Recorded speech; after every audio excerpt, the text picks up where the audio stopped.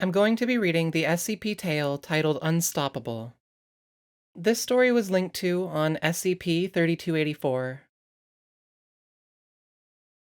D-2172 squinted one eye, and then the other, trying to figure out which one had the least amount of sleep gunk stuck in the corners. When she finally decided it was the right, she rubbed a fist into that eye for a moment and then tried to focus on the two guards standing outside her door.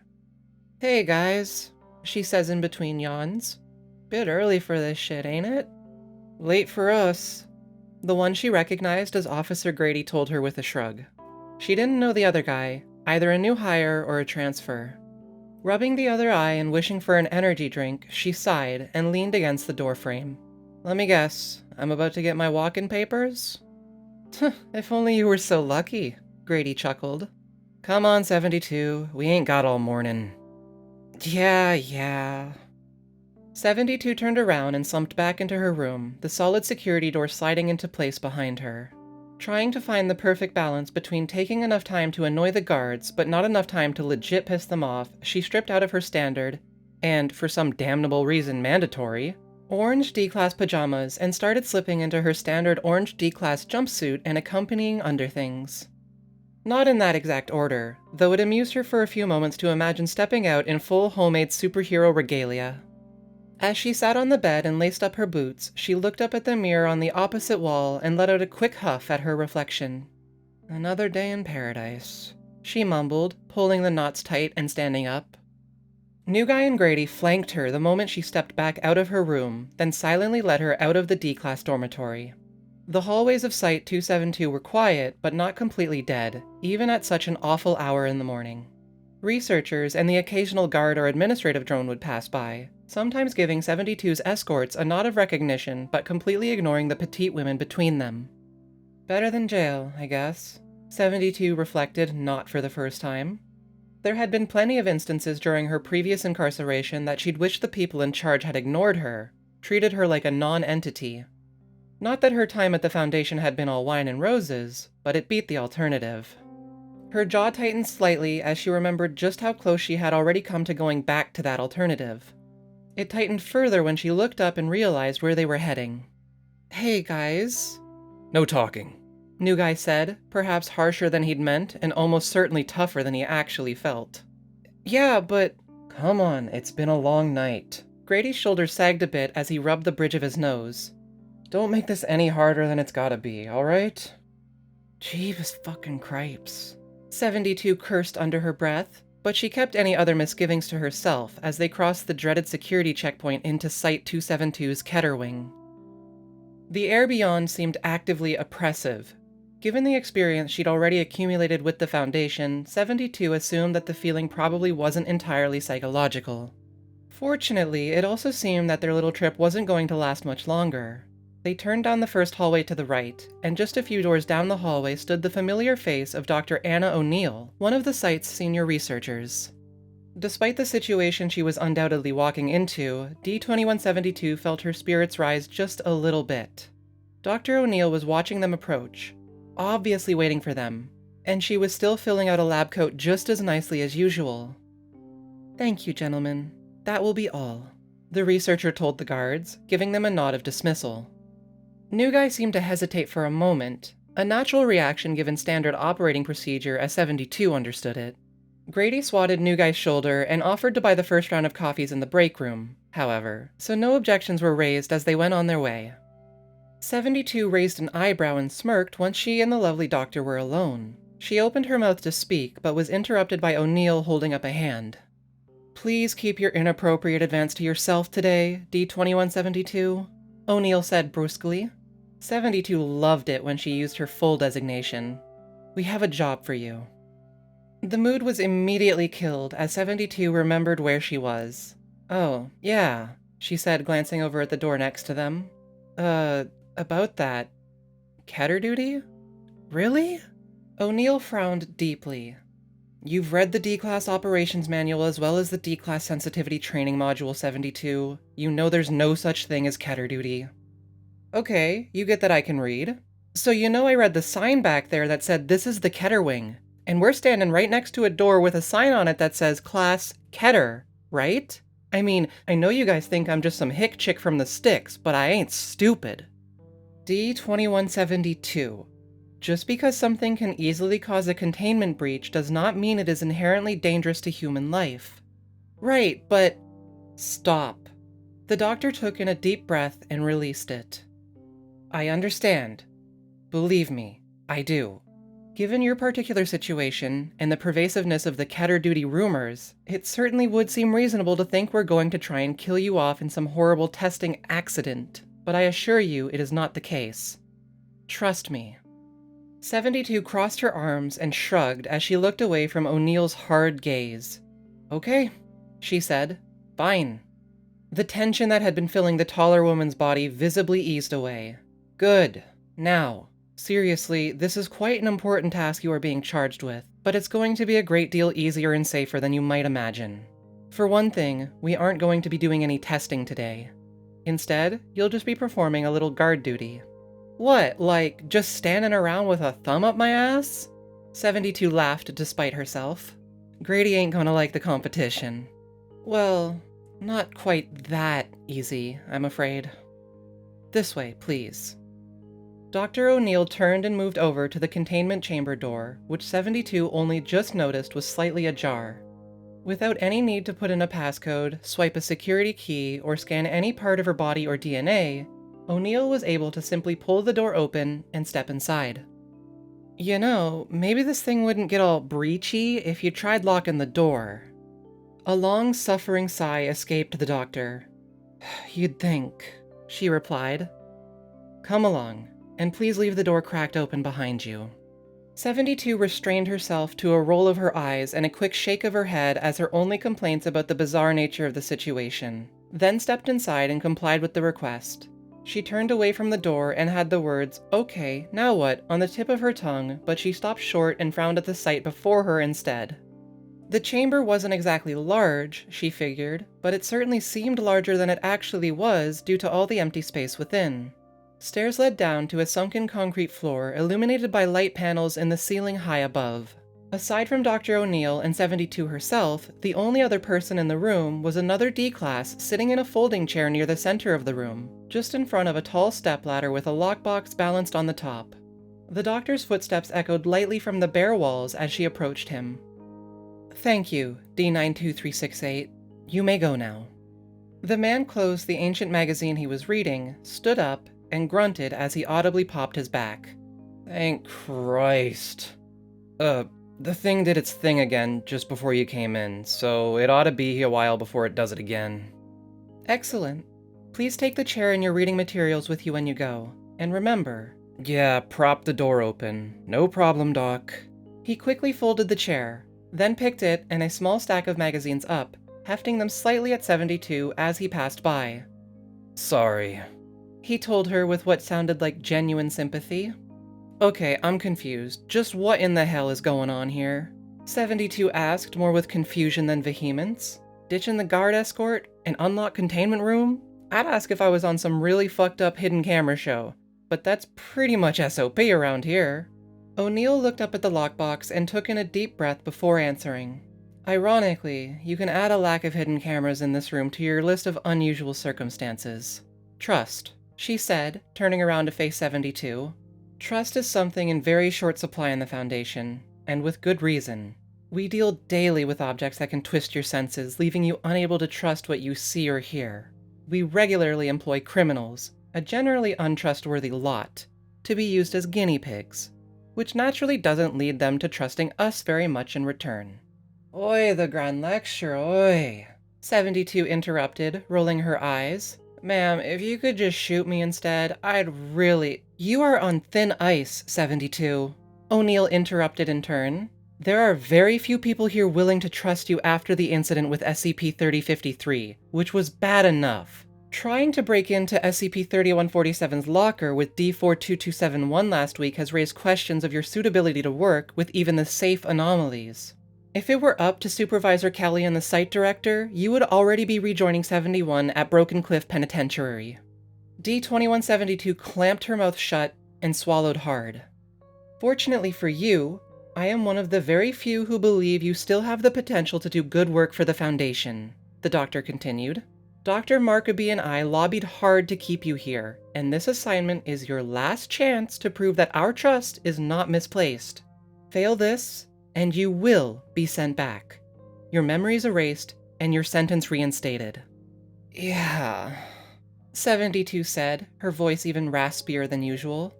Yeah, okay. So what's the job? The doctor pushed her glasses up on her nose. Just wait a few minutes and you'll see. 72 crossed her arms and looked everywhere but at the other woman. Crooking a finger into the collar of her jumpsuit, she tried to get a little air circulating. Everything about the room had become uncomfortable, a feeling she just couldn't shake even though she knew it was mostly a psychosomatic response. It didn't help that she was just standing around, waiting for whatever awful thing the object stored in the chamber was going to do. Her train of thought was suddenly interrupted by movement in the corner of her eye, quickly followed by the sharp clack of something hitting the floor behind her. She turned her head sharply around, eyes scanning first for the source of the noise, unsuccessfully, then over to the lockbox, the lid of which she was surprised to see dropping back into the shut position. What? With a long, slender finger, Dr. O'Neill pointed behind 72, who slowly turned to look. Still not seeing anything, she started stepping hesitantly in the indicated direction. Look down, the doctor prompted. A little more to your right. The confused D-class knelt down when she finally spotted what she assumed she was supposed to have been looking for. She reached out, picked it up, and turned to present it to O'Neill. Okay, so what is it? That, O'Neill replied, is SCP-3284. It's a ball bearing. 72 shifted the small metal sphere from one hand to the other.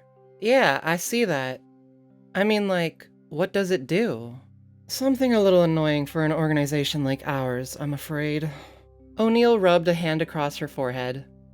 It can't be contained. Put it in a box, it will open the box and roll out. Put it in a block of concrete, it makes the concrete crumble and then rolls out.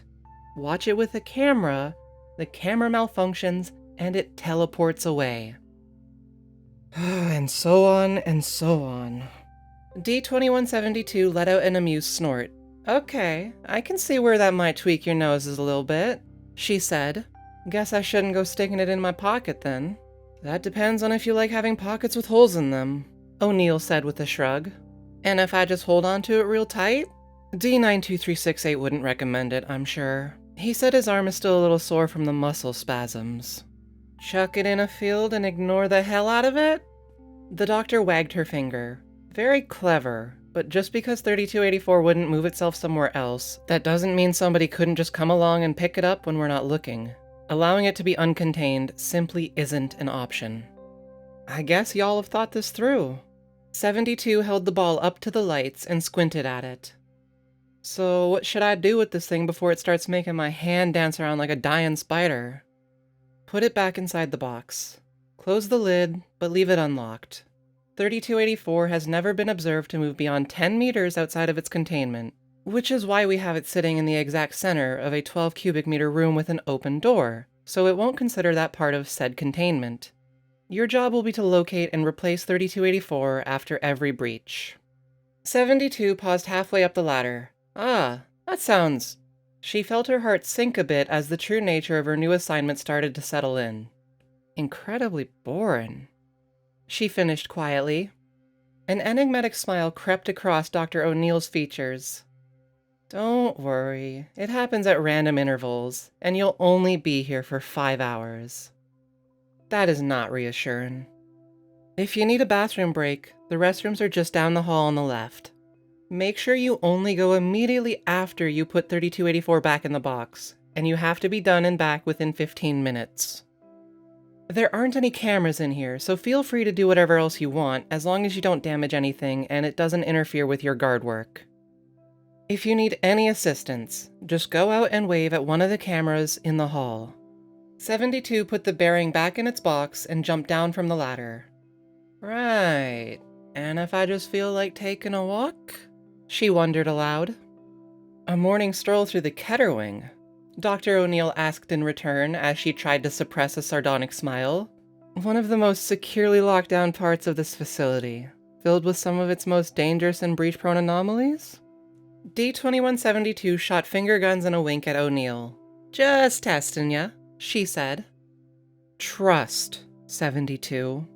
O'Neill held up a finger in warning. "This exercise is meant to build it back up. Please take this seriously and don't abuse the chance we're giving you. Remember that it's your last one." As O'Neill turned to go, the smaller woman licked her suddenly dry lips. "Hey, just one more question." The doctor stopped and looked back over her shoulder expectantly. "So, why didn't 71 get the same treatment?" 72 asked. "I mean, she ain't even fucked up as many times as I have." A pensive look stole over Dr. O'Neill's face as she seemed to consider the question carefully. "2 reasons," she finally said. "First, her protective feelings toward children aside, the former D-42271 is a purposefully destructive, vindictive, and murderous individual, thus completely unsuitable for our organization as anything but a test subject. The Foundation is cold, not cruel." "No, okay. And second, she didn't actually want to be here." With that, Dr. O'Neill turned and was gone, leaving D-2172 to her work. The first hour went by quickly. At least, 72 could only assume it had been an hour since she didn't have any way of keeping time aside from counting off the seconds herself. SCP-3284 had escaped from its little box 7 times, each time getting quickly located and then relocated by its new guard. 72 had spent the time amusing herself by doing a few impromptu tests of her own on 3284. The first time it had gotten out, she had been staring directly at the box. The second time, she had very carefully studied one of the room's corners. She had tried standing under the ladder, sitting on the steps, watching the hallway through the propped open door. For a short while, she had even gone so far as to sit on the lockbox's lid, but mental images of it flying open and flinging her down to the concrete floor below cut that particular test short. It was all very exciting. One of the more interesting parts to her was that the lid of the box always opened with every escape. 3284 apparently had to teleport itself out of the box since it couldn't just roll over the box's lip, but it still needed the open space to get out. Strange. The second hour went by a little slower than the first. It turned out that the uncomfortable feeling she had been getting earlier hadn't been purely mental after all. Due to the vents in the room being small, high up on the wall, and barely putting out the smallest whiff of cool air, the temperature had started off a little warm and was gradually getting warmer. Even the open chamber door didn't seem to be letting much fresh air in. 72 searched the very few nooks and crannies in the chamber over very carefully before deciding that Dr. O'Neill had been telling the truth about there being no hidden cameras. With a heavy sigh of relief, she unzipped the top half of her jumpsuit, peeled it down, and tied the sleeves around her waist. In her life on the outside, she usually wouldn't have cared much if anyone had been looking, but the thought of a bunch of guards ogling her Regulation Foundation undershirt without her even knowing kind of creeped her out. Since she was already a little sweaty, she decided to spend the rest of her second hour going through her usual morning routine. Toned, wiry muscles flexed and relaxed as she performed a series of stretches to limber up. When she felt sufficiently stretched, she kicked it into higher gear with push-ups, sit-ups, and more. She considered moving the lockbox for a bit to use the ladder in her routine, but thought the better of it. As the presumed third hour came down, she began to see the true insidiousness of her assignment. SCP-3284 had continued its own routine, getting a little more irritating each time as the sharp clack of metal on concrete forced her to stop what she was doing. And since she couldn't exercise the rest of her shift, she was left with almost nothing else to occupy her time except for waiting for the next clack. Clack. Pick the ball up. Clack. Put the ball back. Clack. Grind teeth, and repeat. By the time what was obviously the 15th hour rolled around, 72 was absolutely convinced that her assignment wasn't a test of trust, but a punishment meted out by a god or gods that actively hated her. It was like water drip torture, only with a clack instead of a drip. More than once, she stood with SCP-3284 in her hand, glaring at the open door and imagining herself hurling the fucking thing into the hallway, out the window, into the brain pan of Dr. O'Neill and Supervisor Kelly and Site Director and, well, whoever the hell it was that actually ran the Foundation. She didn't know who that might be, but she knew she wanted to hunt them down and shove 3284 deep into an intimate part of their anatomy. Instead, she dutifully turned, stomped her way up the metal ladder, and put 3284 back inside the lockbox every single time. Then it was back down to sit on the hard floor, to pace from wall to wall, to stare at the ceiling, and to wait for the next clack to come. Thump. For a moment, 72 figured that she must have imagined the noise. There weren't any thumps in the containment chamber, nothing that could possibly sound like a heavy weight hitting fabric. And there definitely wasn't anything in the room that could have hit her in the waist as she laid stretched out on the floor. Lifting her head and looking herself over, she couldn't at first process what she was seeing. Perched right over her waist, sitting in the folds of her jumpsuit sleeve, was SCP-3284. Huh, she grunted intelligently. Hey there, little buddy. The fuck you doing? The ball bearing, whatever its motivations might have been, stayed silent. 72 groaned and pressed her palms into her eyes for a moment before grabbing the bearing and standing up. She took the climb up the ladder slowly, propped the box lid, and put the source of her torment back inside. Or, at least, that was what she had intended to do. Instead, when she tried to drop 3284 inside, it clipped the lip of the box and bounced outward. Still not quite up to speed, it took 72's brain a moment to register what had happened, by which time 3284 had clanged against two of the ladder steps on its way down. She cursed, suddenly alert, and jumped off the ladder in pursuit of the rolling ball. 3284's recapture seemed a certain thing for a moment as it lost momentum, 72 snarling and grasping at it. Just as her fingers were about to close in, however, her foot seemed to think it would be a great idea to slide in ahead and kick the bearing further away. Shit! She swore again as she nearly tripped in a second desperate lunge to halt the bearing's forward movement. It shot ahead of her while she tried to regain her footing. Then right in front of her disbelieving eyes, it hit a slight imperfection in the concrete floor, bounced up into the air, and collided with the containment chamber's door.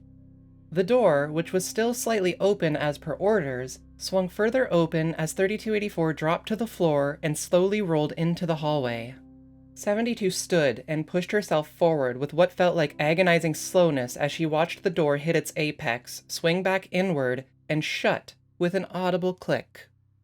"No!" 72 shouted, clearing the steps in a single leap and slamming into the solid security door with all the force she could muster. The door was unimpressed, and, to 72's complete horror, locked. No fucking way. Oh, you son of a bitch! Her wide eyes stared through the tiny reinforced window that ran along the door's left side. Right there, right in the middle of the corridor on the other side, was SCP-3284. Fuck! 72 slammed her fist against the window. Don't you do this shit to me, you little prick! You open this door right now! Nothing happened. And it continued to happen for several more moments as 72 fumed, glared at 3284, and tried to calm her racing thoughts long enough to figure out what she was going to do. Someone was going to come down the hall eventually.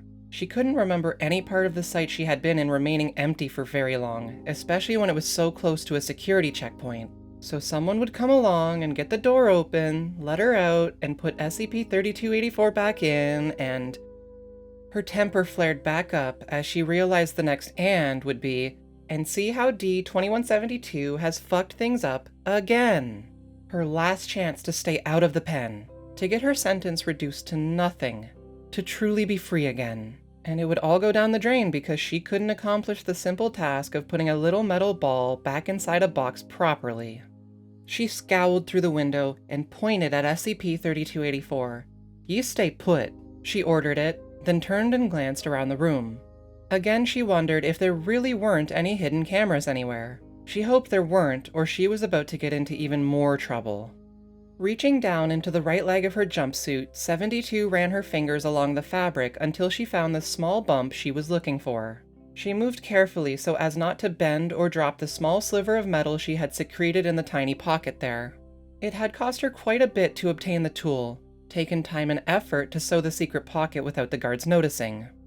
Kneeling down in front of the door, she carefully slid the tool between it and the frame until it touched up against the bolt holding the whole thing closed.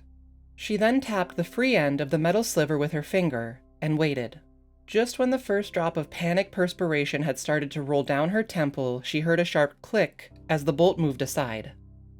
Unlike many of her fellow D-Class, 72 had never harbored any intention to escape the Foundation, but she was still a big believer in being prepared.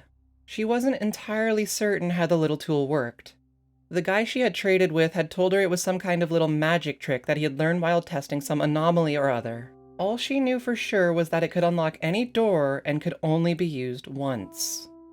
Even though it was spent, she also knew there was no reason to just leave it sitting around to be found and prompt questions she didn't want to have to answer, so she carefully put it back in its pocket before pushing the door open and stepping out into the hall.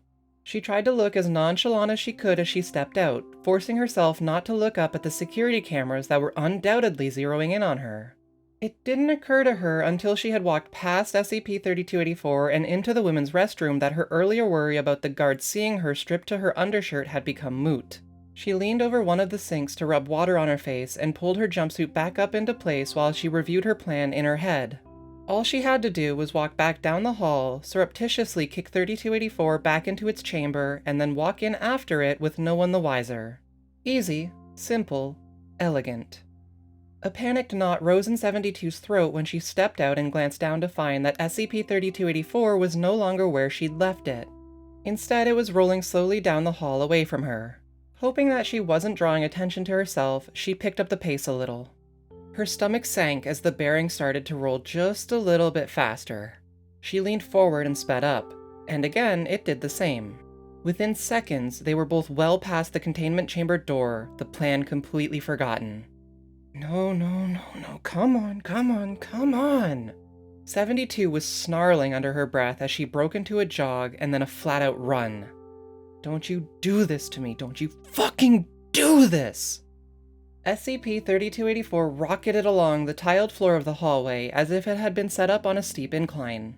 D-2172 was hot on its trail, her legs and arms pumping as adrenaline dumped into her system. Security doors passed by in a blur, barely noticed as all of her attention focused down a long tunnel at her quarry.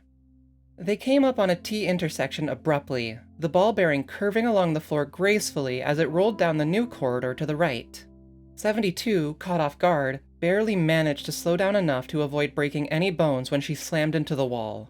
Without missing another beat, she pushed herself away and was back on track, lesson learned. Her eyes immediately seized upon the silvery sphere as it sped away, but they also widened focus to take in the surroundings. This wasn't going to be easy after all, but she could feel the switch click over in her brain, felt the adrenaline seeping deeper into her extremities. She was in the zone. She poured on the speed. Another sudden turn came up as 3284 dodged into a hallway on the left, and there were other Foundation personnel that 72 had expected to see eventually. 6 white coats accompanied by 2 guards and 2 D-Class were either heading to or coming from an experiment, and they all looked up in surprise as they saw her barreling down the hall at them. "Catch it!" she screamed at them. "On the ground! Catch it!" Most of the researchers and both D-Class scrambled out of the way. 2 white coats and the guards moved in reflexively to catch either SCP-3284 or D-2172 herself. Both targets were safe, however, as one of the researchers slipped and tumbled into a guard, causing the other doctor to jump back while the other guard fumbled around with his taser, which had apparently gotten stuck in its holster. 72 had all of 5 seconds to take the entire scene in before 3284 had threaded its way through the group, and it was her turn to do the same. The guard with the faulty holster tried to reach out and grab her arm, but she twisted away and used her altered momentum to roll her back along the back of the researcher still on all fours on the ground. She straightened back up the moment her feet hit the ground, and she pelted away from the confused crowd. "Call in a containment breach, asshole!" she yelled over her shoulder at the idiot that had tried to grab her. Another left turn, then another right along with another barely squeezed by research group, and finally the alarm was sounded. Red lights streamed along the walls as an automated voice alerted everyone to both a containment breach in progress and an escaped D-Class running amok. Luck finally seemed to be on 72's side as an emergency bulkhead started to close ahead of them, complete with 2 guards standing on either side. But luck was a fickle bitch, 72 decided, as the bearing seemed to gain even more speed and shot between the closing doors without the guards noticing a thing. One of them reached for his taser, while the other pulled out a nightstick, and 72 simply did not have time for this shit. The taser leads flew through the air, aiming straight for 72's chest. With a Herculean effort that she figured she would never have been able to accomplish if not for the reflex-enhancing chemicals soaring through her arteries, 72 twisted her body to the side and let them sail by harmlessly, then slammed into and rebounded off of the wall at just the right angle to send her careening into the guard with the nightstick. The wind was knocked out of the poor guy as he got sandwiched between her and the bulkhead, allowing her to pull the club from his suddenly weakened fingers. She spun around, swinging the stick at the head of the other guard, forcing him to back away as she continued to spin between the bulkhead doors just before they clanged shut. There was another guard further down the hall on the other side, and she was completely ignoring SCP-3284 in favor of 72, just like the others. The major difference was that this guard was pulling an actual pistol out and yelling something about stopping or getting shot. 72 pulled her arm back and flung the nightstick end over end. The guard had her gun out, but didn't have enough time to point it in 72's direction. Instead, she pulled to one side, almost as if she was attempting to emulate 72's earlier miracle dodge, and the D-Class was on her before she even had time to recover. Her wrist was bent back as 72 wrenched it, causing the pistol to drop into the other woman's hand.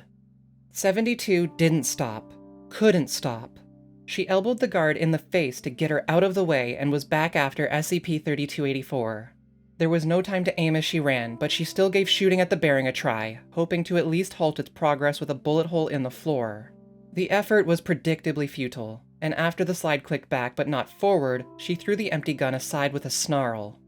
The yellow painted steel of another bulkhead loomed, this one almost already completely closed. 72 let out a primal scream of frustration as she watched 3284 slip through a crack barely wider than it was. Then she skidded to a stop as the doors completely closed. D-2172 had just enough time to notice that a handprint scanner sat in the wall next to the bulkhead before a thick line of pain lit up across her shoulder blades. She fell forward, rolled to the side before another blow would come, and came back up in a crouch. The guard was there, nightstick in hand, advancing on her again. With a sudden burst of speed, 72 launched herself forward so that she would be inside the guard's swing radius, then drove the palm of her right hand into the taller woman's gut. Reaching down with her left, she hooked the back of the guard's knee and pulled, sending her down to the floor. "Sorry about this," she told the breathless guard as she pulled her over to the scanner. "Seriously, I'll send you a gift basket later or something." The guard struggled as 72 grabbed her hand and slapped it on the print scanner, then squawked in surprise and pain when the D-Class stepped down lightly on her other hand to keep it from going off for a taser or handcuffs. The light on the scanner turned green as the door started rumbling open again, and the moment the opening was wide enough, 72 kicked the guard away and was gone. The emergency lights glinted off of 3284 just enough for 72 to notice as it turned another corner far ahead. The spot where the nightstick had hit her was starting to ache, and a small stitch had begun working its way up her side, but she still pushed forward as fast as she could to catch up. She turned the corner and found herself right near a security checkpoint heading back into the Euclid wing. The fickleness of luck had turned her way again. There were guards at the station, naturally, and both of them had gotten suited up in their riot gear, but they were both facing away from her, their heads turning this way and that as they tried to figure out why one of their metal detectors had sounded an alert. "Coming through!" she called out as she slammed into the back of one guard, pushing him onto the already unlocked button for the checkpoint's emergency shutters. The other spun in her direction, but couldn't react before she had rolled under the rapidly descending shutters and popped out the other side. There she found two more guards, both of which were too stunned by her sudden appearance to stop her from leg-sweeping one, grabbing his taser, and tagging the other with it before running off. Turn after turn, she barely managed to keep up with the bearing as it tried to shake her. The halls had become almost entirely empty as most everyone had headed to their designated cowering areas, and it seemed almost as if 3284's serpentine pathway was allowing it, and therefore 72, to avoid any further encounters with the site's security officers. Sweat was pouring off of 72 in waves. She could feel her limbs start to grow heavy as the adrenaline was used up and broken down inside her muscles. Her breathing started to turn into sharp gasps, and she wasn't sure how much more she could do. Then, a light at the end of the tunnel. She followed the bearing around another corner, and instead of the maze she had been running through before, the new hallway was a simple straight shot. Doors lined the walls and another capped the other end, but 72 felt her second wind coming on. 3284 would have to cause one of the doors to open, which would tip her off to the direction it would take and give her a chance to dodge ahead. All the way down the hall she chased it, slowly gaining with each step thanks to the new vigor flowing through her. The door at the end of the hall opened, the bearing headed straight for it, and a man in a white lab coat stepped out, running right into 72 as she tried to dive down for SCP-3284. The two of them slammed into each other and tumbled first into the wall and then onto the floor, their flailing legs pushing the door closed after the ball bearing had passed through. No, no, no! Damn it! 72 spat out as she disentangled herself and grabbed onto the door handle only to find it locked. Who the fuck? She turned on the doctor she had collided with and grabbed him by the collar, then jumped in surprise as she noticed the familiar face. 72? Dr. Markaby groaned as he rubbed his sore head. With no time for further pleasantries, 72 shook her head to clear it, snatched the ID card clipped to Markaby's belt, and frantically slid it through the reader on the door. When the light turned green, she released the card, which was pulled by its tether to snap back against the doctor's waist with a painful-sounding smack. A cafeteria undoubtedly meant for researchers and administration only was on the other side of the door. SCP-3284 was there as well, rolling its way down the middle aisle between the tables, headed for a set of double doors on the far side of the room. A sign that softly glowed "Exit" in block letters was hanging from the ceiling just above them. 72 reached deep and pulled out everything she had left. She moved, one foot in front of the other, arms pumping in time, pushing ahead like all the demons of hell had been let loose behind her. She couldn't let this happen. Wouldn't. The double doors opened. Because of course they did. 72 didn't know how, didn't know why. Perhaps some fault in the latch. Maybe an automated door opening system suddenly decided to turn on. It didn't matter anymore, because what she saw on the other side had suddenly become the most important thing in the world. The cafeteria exit led out to a balcony. Beyond the railing edge of that balcony was a drop 3 stories to the ground. She could see the treetops of the forest that surrounded Site-272, and she knew without a shadow of a doubt that if SCP-3284 managed to roll off the balcony, it would be lost out in those woods. Gone. And with it, her memories and everything she had gained while working for the Foundation. Everything seemed to be going by painfully slow, every second passing by like hours dipped in molasses. The bearing reached the doorway, hopping a little as it bumped its way over the lip. 72 dove through the door after it, hit the floor, and slid across the patio tile with her arm and hand stretched out far enough that it felt like she was about to dislocate her own shoulder. SCP-3284 went under the railing, over the edge. D-2172 thrust her hand out after it and came to a sudden stop as her shoulder jammed up against the railing. Her fingers closed on empty air.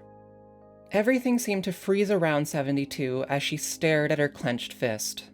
Her mind was blank, wheels spinning uselessly as she tried to process what had just happened. Tried actively not to think about what it meant. Her joints and muscles aching from exertion and stress, she slowly pulled her arm back from under the railing and got back on her feet.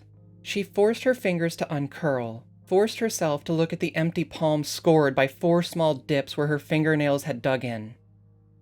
And then she screamed. "Ah! Fuck! Damn it! You piece of... You shitting-ass piece of fucking garbage shit!" She jumped up in the air, then stomped down with as much force as she could muster. She stomped again and again, turning in random directions and punctuating each impact with a hurled invective. When her legs started hurting enough to make her stop, she grabbed onto the railing and leaned over it to thrust a quivering but forceful middle finger out at the forest. "Fuck you, then!" she screeched at the top of her lungs. "I hope you rust out there, you worthless fuck shit! I hope you stay uncontained for fucking ever, and these fucksticks never find you and you never get found again by anybody else so you can't do your stupid, shitty trick to anyone ever again! You fucked me! You fucking fucked me! And I hope you rot in hell!" 72 breathed in fire and heaved out smoke. Her hands clenched around the railing so tight that her knuckles turned white. Tears of mixed frustration and despair started welling in the corner of her eyes as the last of her strength left her. She felt her body begin to sag, and all she wanted to do was fall down right where she was and fall asleep. Before she could do just that, however, she felt a small weight suddenly drop into her hip pocket. Her eyeballs felt like they were creaking in their sockets as she cocked her hip out and looked down at the clear plastic pocket. There, sitting in the very bottom, was SCP-3284. She laughed once without mirth. She reached into the pocket to fish the ball bearing out. "No," she said quietly. "I don't want you anymore. Go away."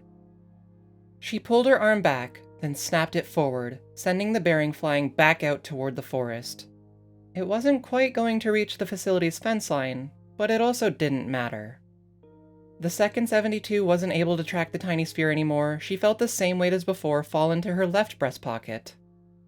D-2172, stand down. Now. 72 turned to face the source of the new voice to find two fully geared members of MTF Delta 10 standing in the doorway, their rifles aimed directly at her.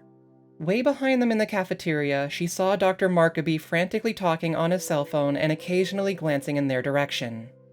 The task force goons were still yelling orders, telling her to assume the position and such, but it all just sort of melted together.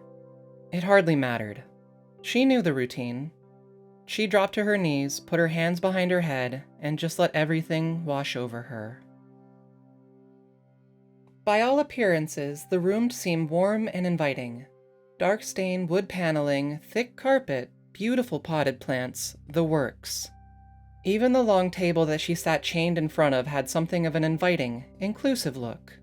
The reason her blood felt frozen inside of her regardless was that she knew what the purpose of the room was.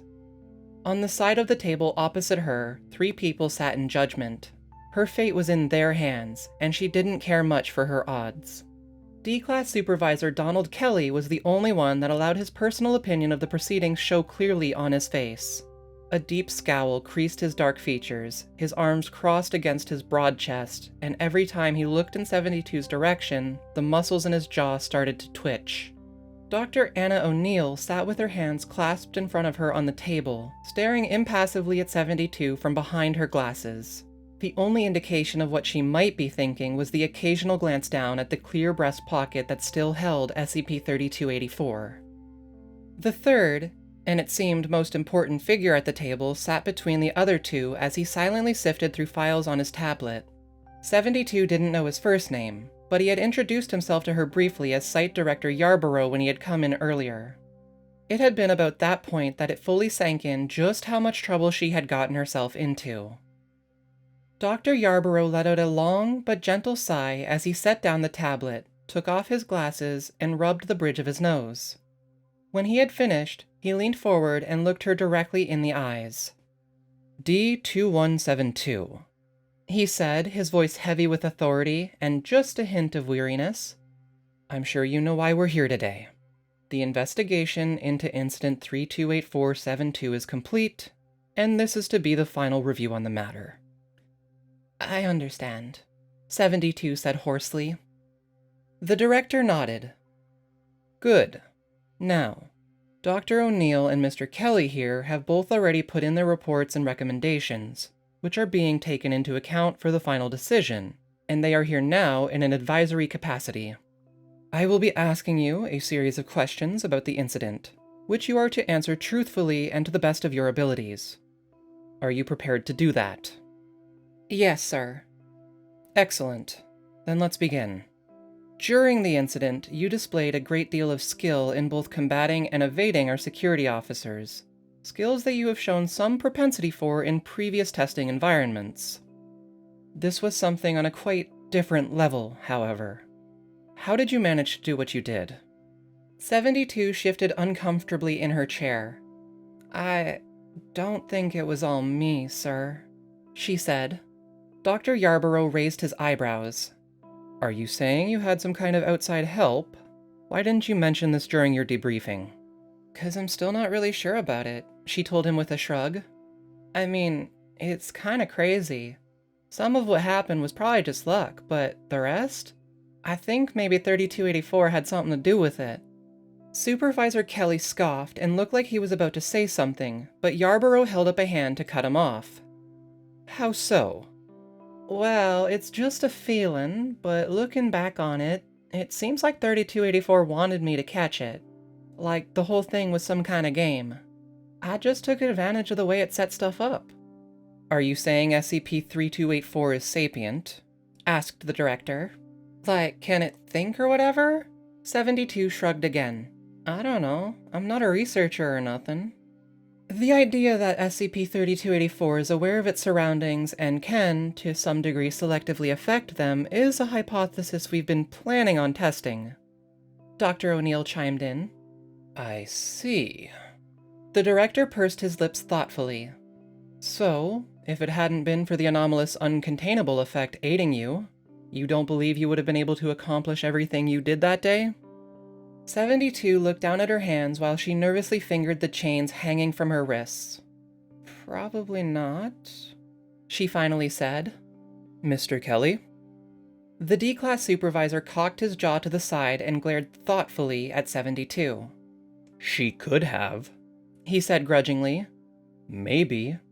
It would have taken her a little longer, and she would have gotten beaten up a little more, and she probably would have lost SCP-3284 in the end. But I think it'd be a close thing.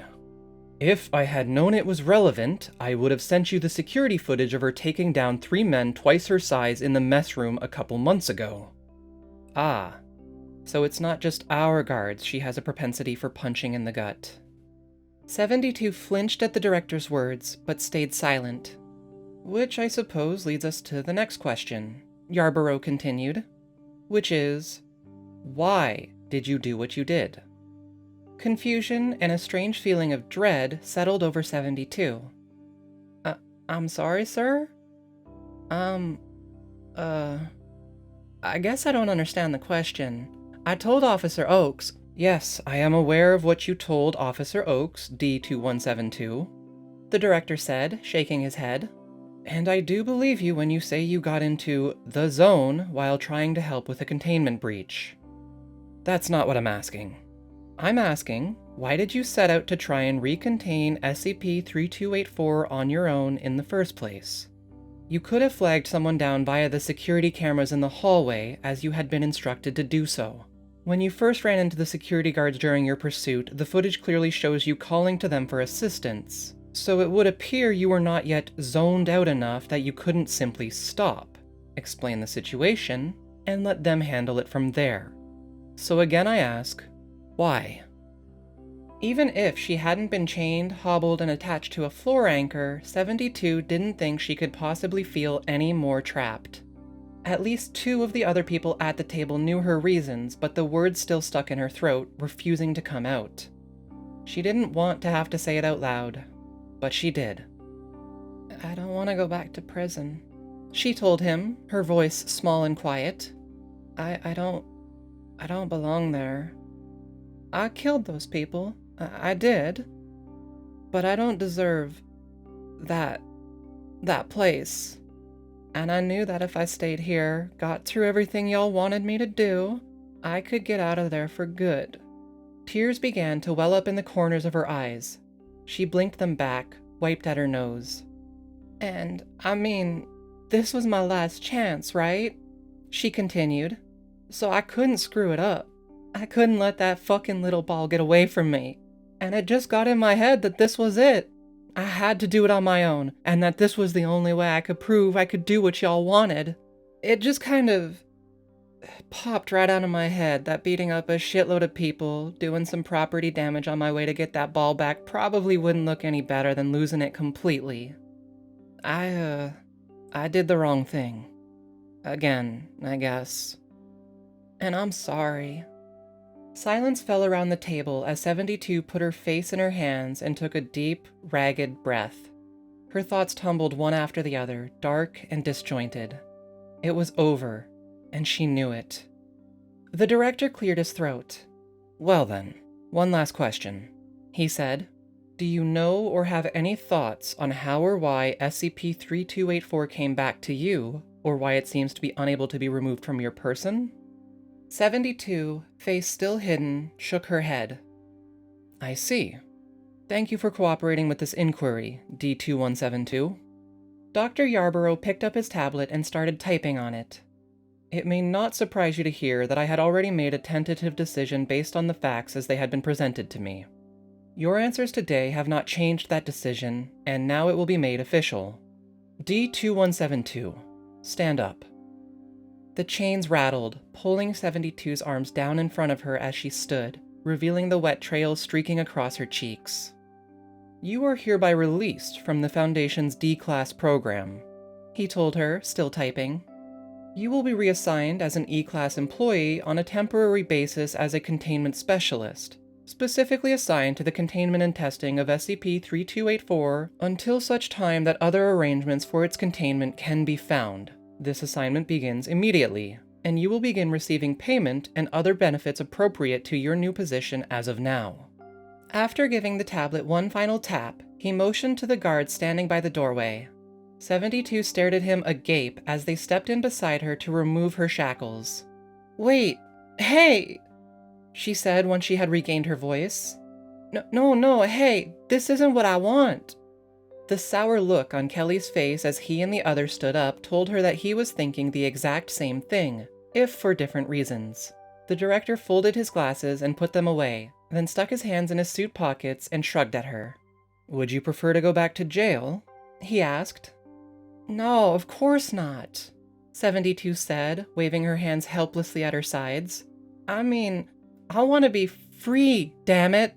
Actually free. I just wanted to do my time here and then get out. But now you're pulling me in even more? Temporarily, Supervisor Kelly reminded her. We can't send you back to jail now anyway. Not with an anomaly attached to you, Yarborough said. The only other alternative would be to designate you SCP-3284-1 and contain you along with your new little friend. Would you prefer we did that? 72 blanched. No, she replied. No, I would not.